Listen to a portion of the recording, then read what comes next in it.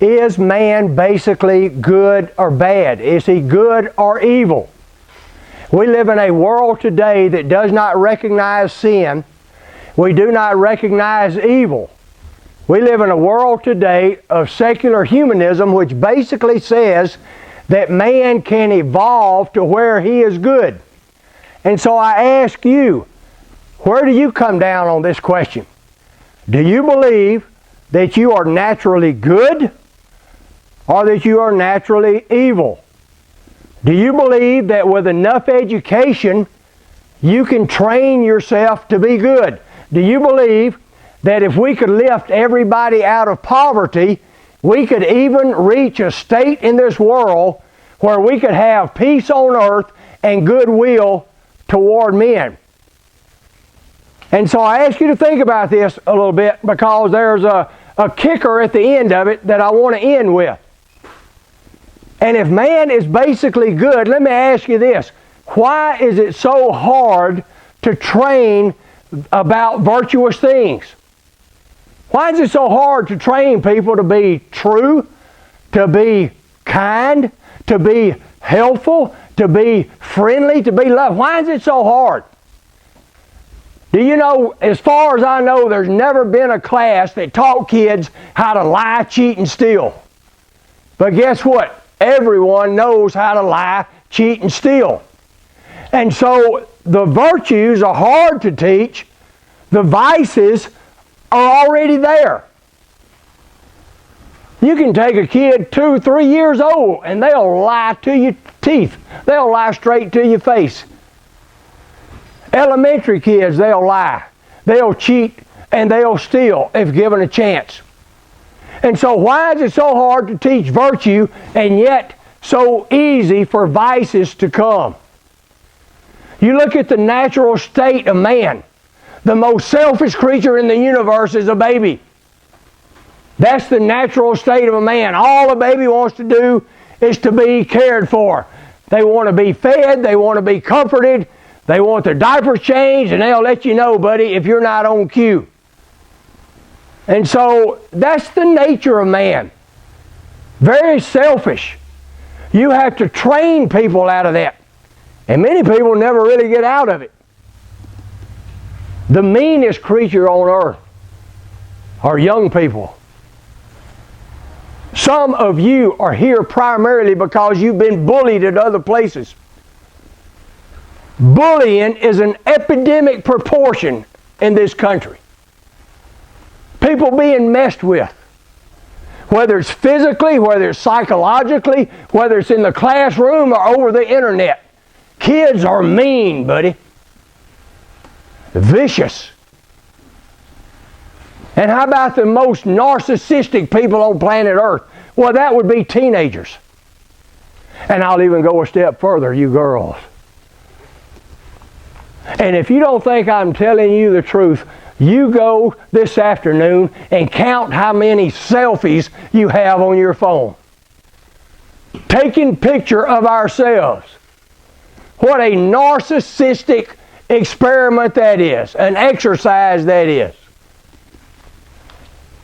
Look how good I look.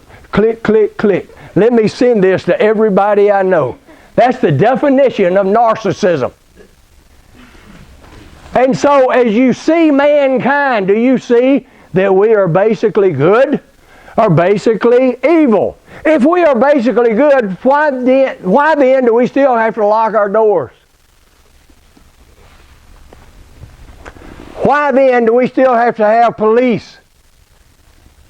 Why then do we still have to have armies? Why do we have to protect ourselves from others if man is getting better and better and better? You know, you might say, well, we're better than the ancient people. We study ancient history and we read about these wars and all the things that the Greeks did or the Romans did or the Assyrians did. But let me let you in on a little secret. The bloodiest century in world history by far was the 20th century, the 1900s, with World War I and World War II and the rise of the atheistic ideologies of communism and what happened in the Soviet Union, what happened in China, and what happened in other parts of the world, there have literally been tens of millions of people slaughtered in the past 100 years by modern man. Oh, and that's not even to count that incredibly barbaric procedure we call abortion that kills over 1 million children. They used to call it infanticide. They used to have to wait until the baby was born, but modern man, we can do it even before the baby's born. And so I ask you again, are you good? Are you evil? Is your nature tends toward goodness, or do you tend toward evil? I'm not saying you don't do good things. I'm not saying you can't be loving. I'm not saying you can't be friendly. But I'm talking about the nature of man. And when I'm talking about the nature of man, I'm talking about your nature. Because here's why you need to understand this. Because if you don't understand the bad news, you'll never look for the good news. But the bad news, you were born with an evil, fallen nature. The bad news is, however many good deeds you do, whatever you try to be kind, or however loving you try to be, your basic nature is evil. And if you don't understand that, you will never look for the good news. And the good news is what I want to point you to. Because the good news is summed up in one word. And that word is Jesus. You see, Jesus came so that you don't have to live as the bad news. The good news is called the gospel. And the gospel is that God did something about your nature. Jesus the Christ did not come so that you could turn over a new leaf. He came that you can have a new life. And you can have His nature engrafted into your nature. And you can become a brand new person. And that is why Christians all over the world at this time of the year